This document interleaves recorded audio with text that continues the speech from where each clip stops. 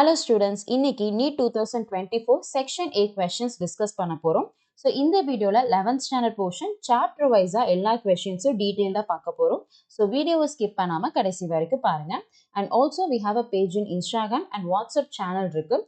WhatsApp சேனலை கம்ப்ளீட்டாக competitive exams ரிலேட்டடாக டிஸ்கஷன் போயிட்டுருக்கு. ஸோ மறக்காமல் ஜாயின் பண்ணிக்கோங்க. ஸோ பேஜ் அண்ட் வாட்ஸ்அப் சேனலோட லிங்க் ரெண்டுமே டிஸ்கிரிப்ஷனில் இருக்குது. அண்ட் ஆல்சோ இதே மாதிரி வீடியோ பார்க்கறதுக்கு மறக்காமல் நம்ம சேனலை சப்ஸ்கிரைப் பண்ணிக்கோங்க. இப்போ வீடியோக்குள்ளே போகலாம். ஸோ ஃபர்ஸ்ட் கொஸ்டின் பார்க்கலாம். The quantities that have same dimension as those of solid angle.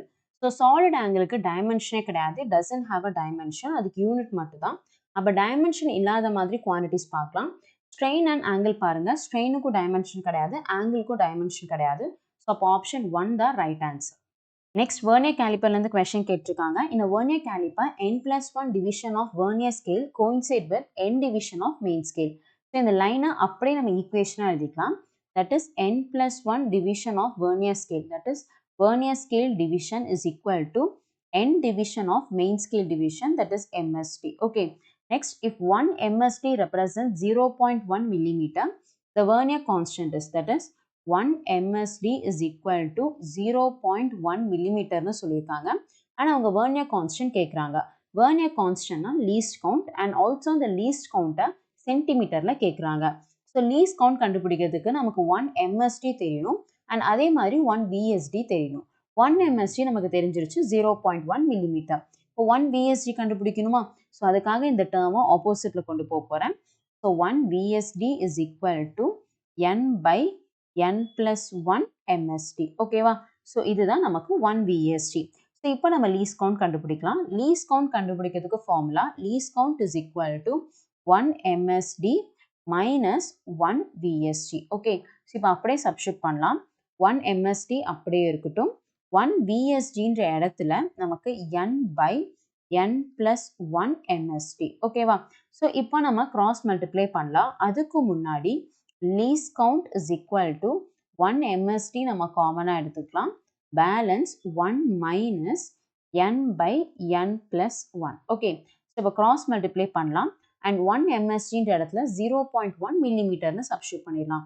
So 0.1 millimeter into n+1 minus n by n+1. Okay, so நமக்கு minus n plus n cancel ஆயிரும். Balance 0.1 millimeter by n+1. Okay, so இது மில்லிமீட்டரில் இருக்குது, ஆனால் இவங்க சென்டிமீட்டரில் கேட்குறாங்க. 1 millimeterன்றது 0.1 centimetre. அப்போ எழுதும் போது 0.1 into 0.1 centimeter by n+1. கரெக்டா? ஸோ நமக்கு இங்கே 0.01ன்னு வரும். ஆனால் இங்கே பாருங்க டினாமினேட்டரில் 100 இருக்கு. அப்போ மல்டிபிள் அண்ட் டிவைட் பை நம்ம 100 பண்ணிட்டோம் அப்படின்னா 1 by 100 n+1 in centimeter. கரெக்டா? ஸோ அப்போ ஆப்ஷன் பார்க்கலாம். Option 2 is the right answer. And next, direct theory question. A particle moving with uniform speed in a circular path maintains. So let us consider a particle circular pathல சுத்திட்டு இருக்கு with uniform speed. So இப்போ speed வந்து constant, but நம்ம velocity பார்க்கணும். Velocity is a vector quantity.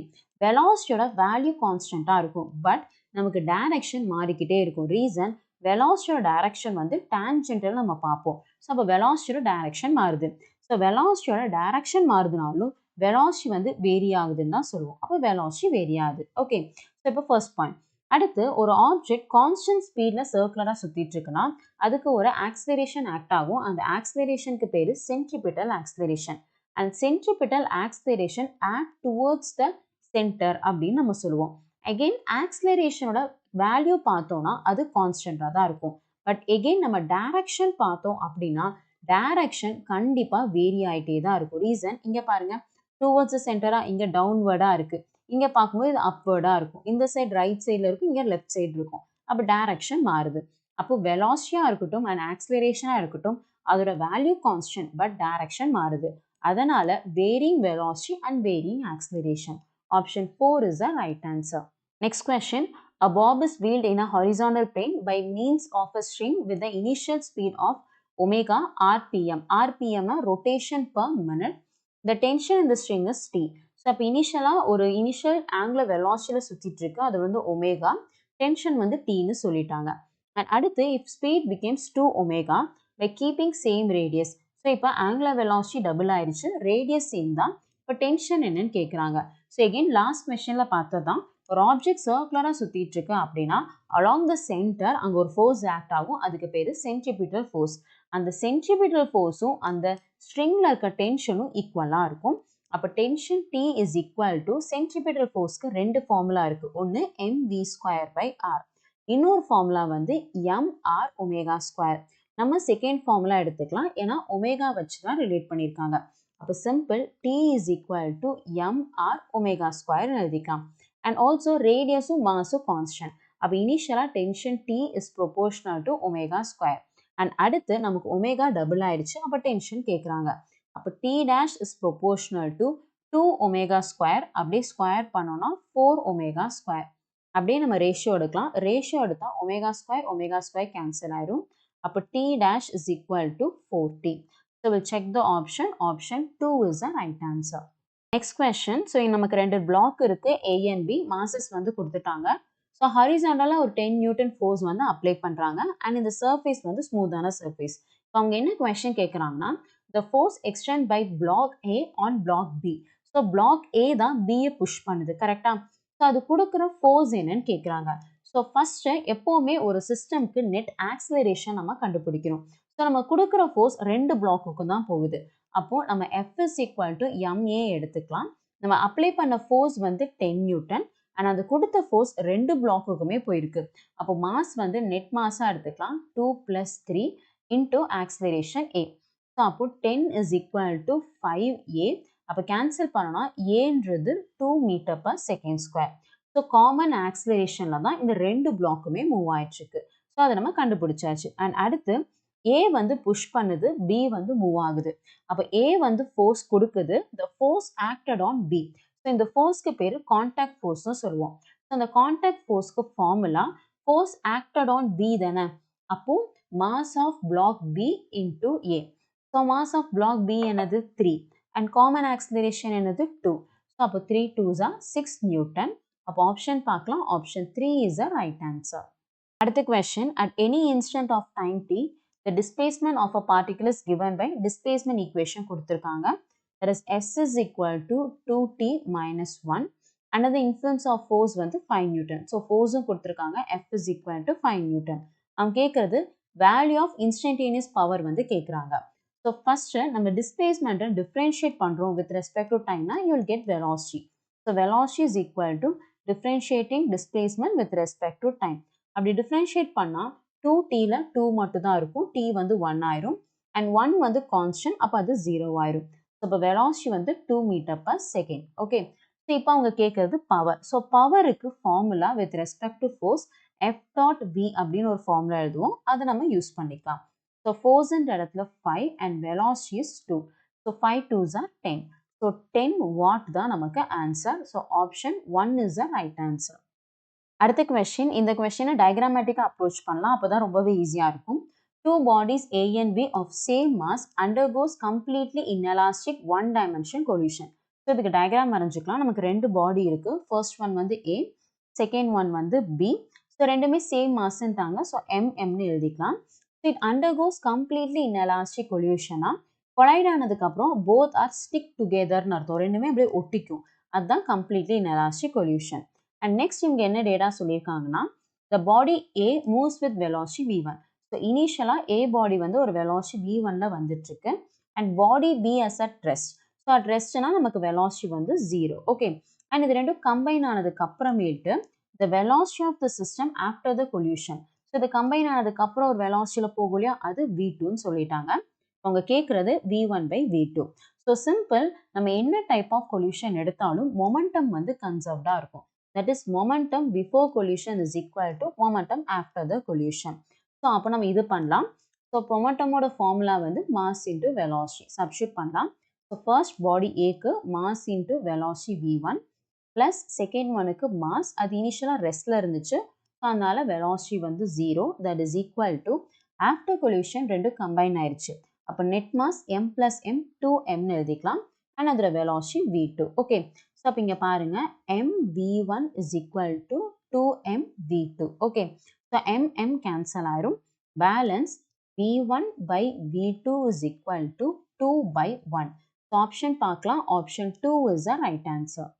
So next question, the moment of inertia of a thin rod about an axis passing through its midpoint and perpendicular to the rod is 2400 gram centimeter square.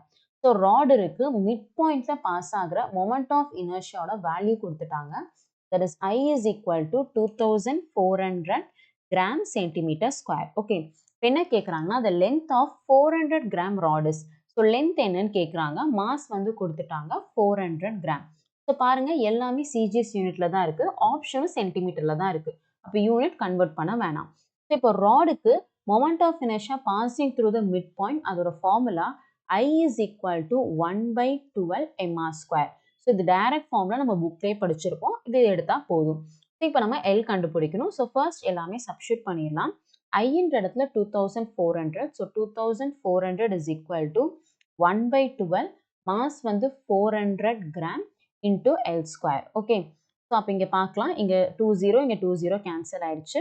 Next நமக்கு இது 1, இது வந்து 6. கரெக்டா? So 12 opposite போயிருச்சு அப்படின்னா L square is equal to 6 into 12 and இந்த ஸ்கொயருக்கு பதிலா ஆப்போசிட்ல ரூட்டா எடுத்துடலாம்.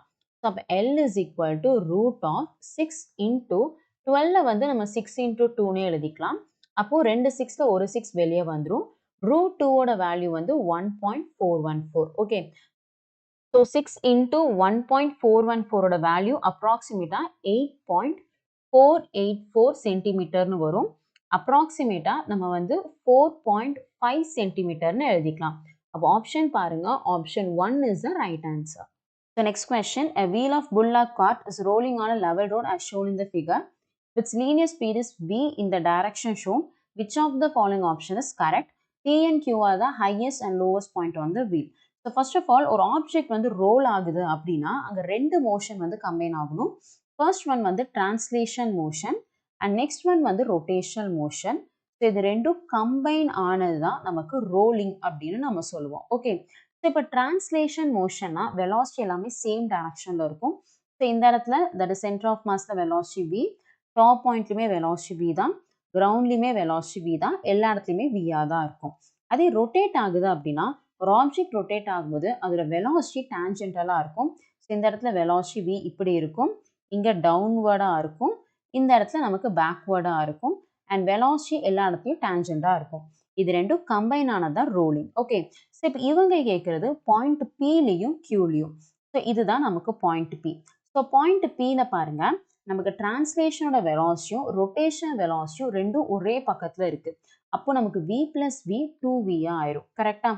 அதே பாயிண்ட் கியூவில் பார்க்கலாம், தட் இஸ் கிரவுண்டில் நமக்கு டிரான்ஸ்லேஷனோட வெலாசிட்டி ஒரு டைரக்ஷனில் இருந்துச்சுன்னா ரொட்டேஷனுக்கு ஆப்போசிட்டாக இருக்குது. அப்போ இது ரெண்டும் கேன்சல் ஆகி அப்ராக்சிமேட்டாக நமக்கு வெலாசிட்டி 0-ஆக தான் இருக்கும். ஸோ இப்போ நான் சொல்கிறது பியோர் ரோலிங்க்கு. இம்பியோர் ரோலிங் அப்படின்னா கண்டிப்பாக இங்கே ஒரு வேல்யூ இருக்கும். பட் எனிவே நமக்கு பாயிண்ட் பியில் வேல்யூ வந்து கிரேட்டராக இருக்கும், தட் இஸ் வெலாசிட்டியோட வேல்யூ கிரேட்டராக இருக்கும். பாயிண்ட் கியூவில் வந்து நமக்கு கம்மியாக தான் இருக்கும். அப்போ velocity at point P will be greater than velocity at point Q. So அப்போ ஆப்ஷன் பாருங்க, point P moves faster than point Q. So option 2 is the right answer. Next, gravitation and the question பார்க்கலாம். The mass of a planet is 1 by 10 that of the earth and its diameter is half of that of earth. So நம்ம ரெண்டு கண்டிஷனை எடுத்துக்கலாம். First one வந்து earth, second one வந்து planet. Let us consider earthோட mass வந்து m எழுதிக்கலாம். So பிளானட்டோட mass வந்து 1 by 10th of m and அதே மாதிரி டயாமீட்டர் வந்து half of the earthன்னு சொல்லியிருக்காங்க. டயாமீட்டர் மாதிரியே தான் ரேடியஸும் இருக்கும். கரெக்டாக? ஸோ அப்போ ரேடியஸ் ஆஃப் த earth நான் ஆர்ன்னு எழுதிக்கிறேன். ஸோ பிளானட் இது வந்துட்டு 1 by 2 ஆர்ன்னு எழுதிக்கலாம். That is half of the radius of the earth. அவங்க கேட்குறது the acceleration due to gravity on that planet கேட்குறாங்க. the acceleration due to gravity கண்டுபிடிக்கிறதுக்கு formula G is equal to gm by r square. Okay. So இப்போ earth எடுத்துக்கலாம். earthோட acceleration due to gravity நமக்கு தெரியும். So Gன்றது gravitation constant, mன்றது mass of the earth, rன்றது radius of the earth. இப்போ அந்த பிளானட்டுக்கு பார்க்கலாம். So G for the planet P is equal to gravitational constant, mass வந்து 1 by 10th of mass சொல்லிட்டாங்க and radius வந்துட்டு 1 by 2r the whole square. So ரெண்டுத்துக்கும் ratio எடுக்கலாம். அப்போ common term எல்லாம் கேன்சல் ஆயிரும். gm cancel, r square will get cancel. So that is equal to 1 by இங்கே 1 10 வந்து மேலே போயிடும். ஸோ 10 இங்கே இருக்குது. அண்ட் அதே மாதிரி 1 பை 2 ஸ்கொயர் 4, இந்த 4 வந்து இங்கே வந்துடும். அப்போ 4 வந்து இங்கே இருக்குது. கரெக்டாக? அண்ட் இதை நம்ம கால்குலேட் பண்ணோம்னா you'll get it as 5 by 2. So நமக்கு ஜின்றது acceleration due gravity on the earth. அப்போ அதோட வேல்யூ சப்ஸ்டியூட் பண்ணிடலாம். அப்போ 9.8 by acceleration to gravity on the planet is equal to 5 by 2. So cross multiply நம்ம பண்ணோம்னா GP is equal to 9.8 into 2 by 5. So 9.8 into 2 வந்து 19.6. So 19.6 by 5 is equal to GP. So இதை நம்ம calculate பண்ணலாம். அப்போ 5th table நம்ம cancel பண்ணோம் அப்படின்னா 3.92 meter per second square. So option பார்க்கலாம். Option 4 is the right answer. Next question, properties of matter இருந்து the maximum elongation of steel wire of 1 meter length if elastic limit of steel and Young's modulus are 8 into 10 power 8 Newton per meter square and 2 into 10 power 11 Newton per meter square. So first அவங்க length of a steel கொடுத்திருக்காங்க. Next elastic limit of steel அப்படின்னா maximum stress ன்னு அர்த்தம். So அவங்க stress வந்து கொடுத்திருக்காங்க. that is 8 into 10 power 8. So இது வந்து stress and அதே மாதிரி Young's modulus y-யும் கொடுத்துட்டாங்க. அவங்க கேட்கறது maximum elongation. ஸோ ஃபார்முலா எடுத்துக்கலாம். So Young's modulus is equal to stress by strain. So ஸ்ட்ரெயினோட ஃபார்முலாவை எக்ஸ்பேண்ட் பண்ணால் that is change in length by original length. இந்த change in length தான் கேட்டிருக்காங்க. அப்போ ரீஃபார்ம் பண்ணோன்னா change in length is equal to stress into இந்த original length மேலே போயிடும். ஸோ நியூமரேட்டரில் into L by Young's modulus y. அப்போ சப்ஸ்டியூட் பண்ணோம்னா ஸ்ட்ரெஸ்ன்ற இடத்துல 8 into 10 power 8 and lengthன்ற இடத்துல 1 by Young's modulus is 2 into 10 power 11. Okay. So that is equal to elongation del L is equal to cancel பண்ணோம்னா you'll get it as 4 into 10 power நமக்கு plus 11 நியூமரேட்டருக்கு வந்துருச்சுன்னா minus 11. So 8 minus 11. So that will be 4 into 10 power minus 3. That is 4 millimeter. So option பார்க்கலாம். Option 1 is the right answer. Next one. A thin flat circular disc of radius 4.5 cm is placed generally over the surface of water. So disc ஓட radius கொடுத்திருக்காங்க. அதை எடுத்துக்கலாம். R is equal to 4.5 cm ன்னு சொல்லியிருக்காங்க.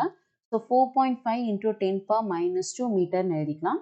If the surface tension of water is 0.07, so surface tension T that is equal to 0.07. அவங்க கேட்கறது force required to take it away from the surface. So first of all, tension ஓட formula பார்க்கலாம். Surface tension T is equal to force by length. Okay, இவங்க force தான் கேட்குறாங்க. அப்போ force is equal to surface tension into length L and also it's a circular disc. So அப்போ circular discன்னு போது அதோட length நம்ம 2πr நம்ம எழுதிக்கலாம். So அப்போ Lன்ற இடத்துல 2πr சப்ஸ்டியூட் பண்ணுறேன். அப்போ F is equal to T into 2πr. Okay, so இப்போ நம்ம வேல்யூ சப்ஸ்டியூட் பண்ணலாம்.